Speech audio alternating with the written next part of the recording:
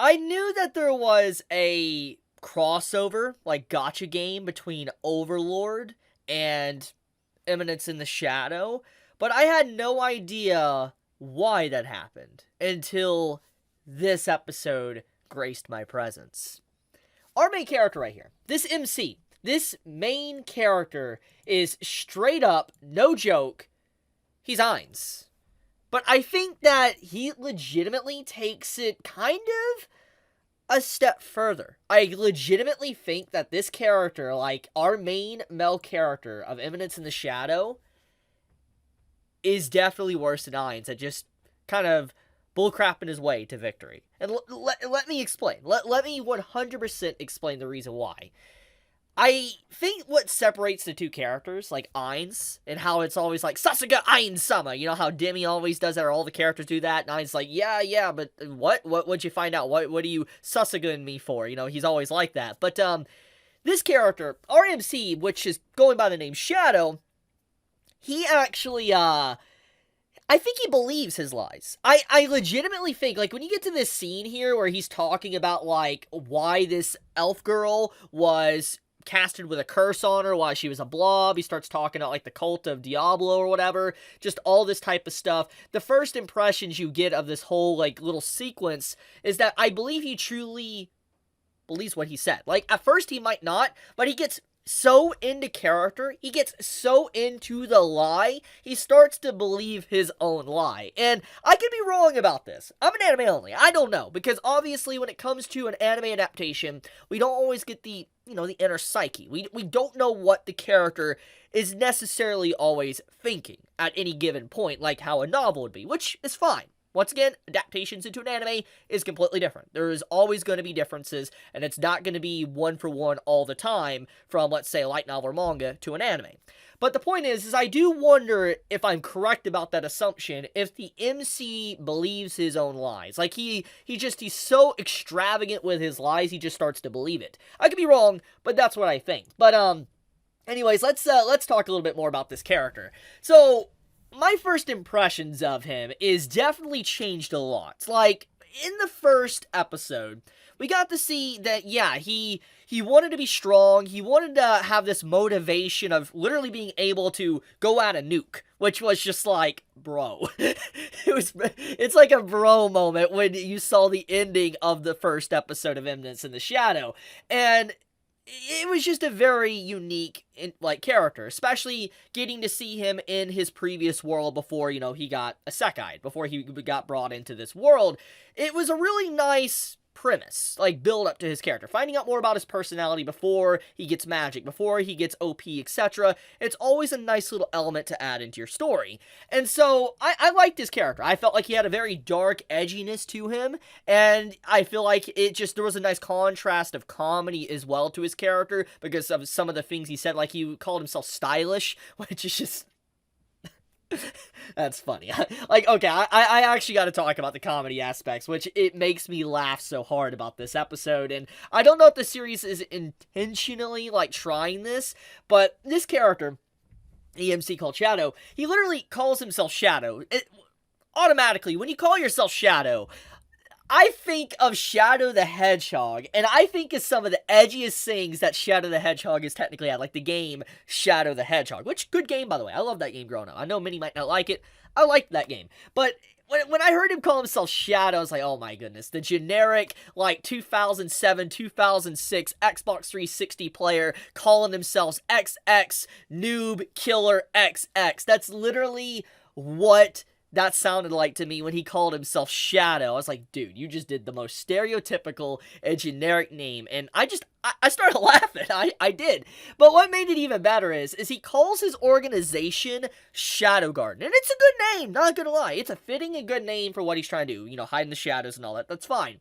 But I just think by the way he just does such a generic name, it adds an extra layer of comedy to all of it. And I think that is just perfect. Like I said, I don't know if the series is trying to do that, but I like it. I like that comedy aspect with just the darker moments that, you know, this episode presented. So let's talk about some darker moments. So this series has a lot of blood, like way more blood than I expected at the start. We saw a little bit of violence in the previous episode, but, like, we didn't get to, like, see what this episode provided. We saw people just getting pretty much, like, chopped up and stuff, and I was just like, holy crap.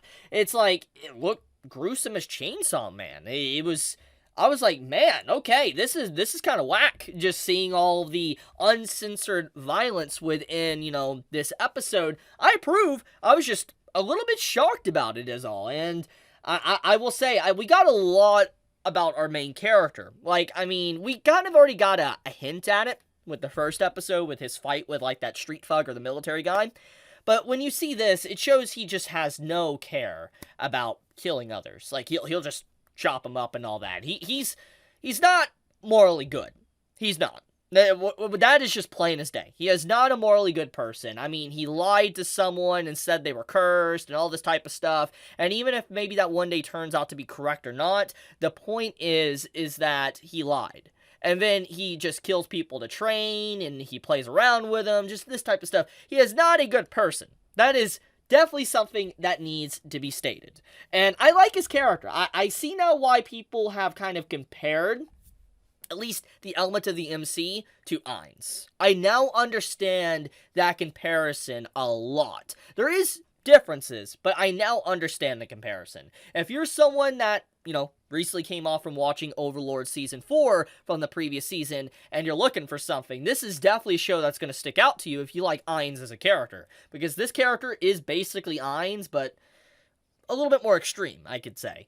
So, let's talk about the plot. The general premise of what this plot is doing for this episode. And you have the MC here. He's trying to make himself look like a background character. Like background character A. He's doing the exact same thing he did in his previous life. He doesn't want to look like he's crazy strong. He wants to look like he's average or even below average in a lot of different categories. And he keeps that premise, that personality that he had. Now, there is something I do want to talk about. Is apparently the first episode was from, like, volume 3 or 4. That's what I was told by people in the comments. I don't know if this is true. I haven't actually read the light novels I picked up last week, but I have been told that the content of the first episode was from a later volume, and the story was rearranged to put that first. And I know some might not like that, but I personally think that's a good idea, because I feel like that allows viewers, such as myself, as an anime only, to get more emotionally invested in the said character, to understand the character before he got into this fantasy world, and then to see how maybe the fantasy world warps his perception on reality. But in fact, his warped perception was already warped at the very beginning. So it makes a lot of sense why he's able to fit into this world to such a good degree, because of how his previous life was. So, I don't know, I like what they did with the first episode. I did want to make a brief comment on that. Now, anyways, yeah, so he continues the mentality of staying in the background and not wanting to be front and center, and he's constantly, like, trying to practice train with his, I think sister? I believe it's a sister. I could be wrong. Correct me if I'm wrong. It's family member, whatever. And he's training, and she's the one that's going to be, like, the heir of the family and all that, to lead the family, and, he's kind of like the throwaway son. And he's obviously stronger than her. If you watch the episode, you get to see what he does throughout this episode, and how he causes, like, devastation and stuff. Like, we know he's stronger than her. But obviously, she's the one that's going to be leading. She's the one that is actually stronger. And I want to take a few moments to talk about this character, actually, which is the sister. Oh yeah, so it is brother, you can see it right there. So she admits that she knows her brother is strong, or stronger than her. And this is an element I like. I want to take a few moments to say I really like how that was presented, because it lets us know that even if he tries to bullcrap his way to the top, and everybody else believes him, which we have seen, I feel like the sister will call him out on some of these bluffs and lies. She'll know the truth of his real personality. Now, I don't know to what extent, but it's very clear she's able to know he's lying, which is a very big point to the character, because, once again, I want to establish something that this episode established, is that all the characters that, the MC Shadow was encountering, which all female characters, so he's building his own personal harem, they believed his lies and what he was saying, but the sister knows he's lying, at least about his combat strength. So, we can only assume that she will eventually find out his lies on other areas, etc.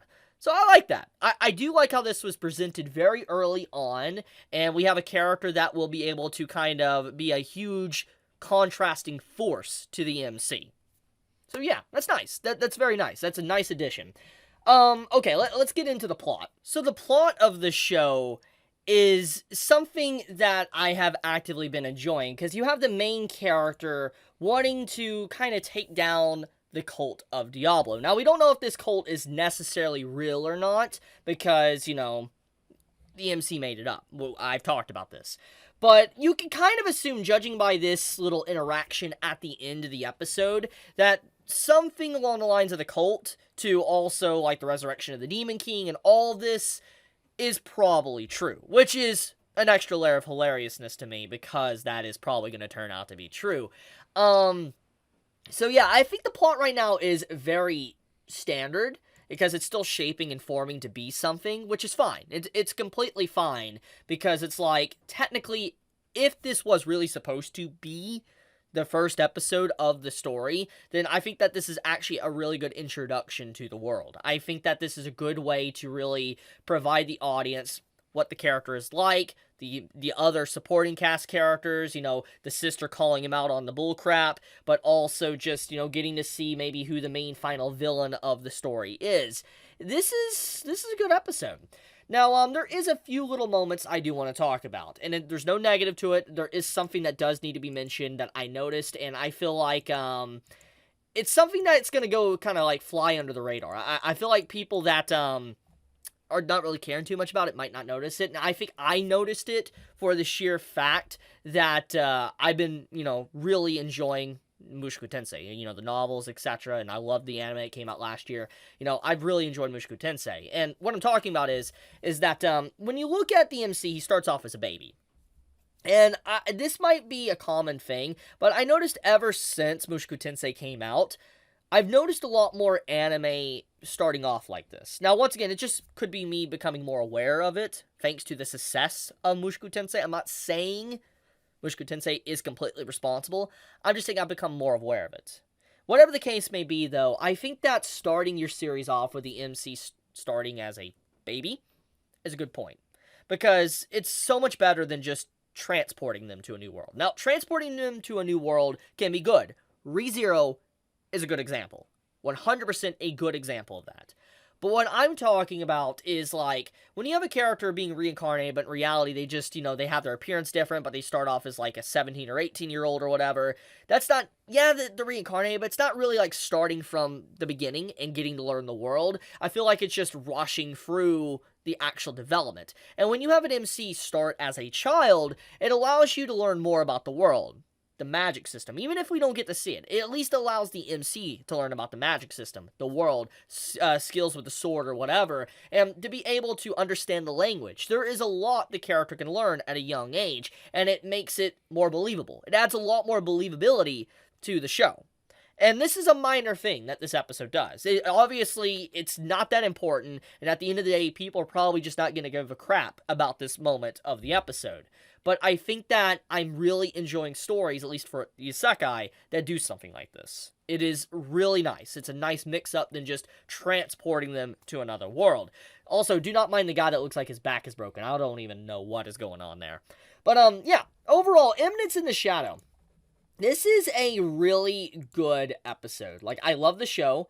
I think that it has a really good premise. The only thing I do want to mention before I wrap up the video is I like how his, like, guild, like, Shadow Garden reminds me a lot of the Dark Brotherhood to also the Thieves Guild mixture. Like, they're not good people, we know this, and I'm reminded a lot of just how the Dark Brotherhood operates. Obviously, the Shadow Garden isn't like worshipping a dark deity that, happens in Elder Scrolls, but I think that just seeing them be basically assassins, it reminds me of that, which is a good thing.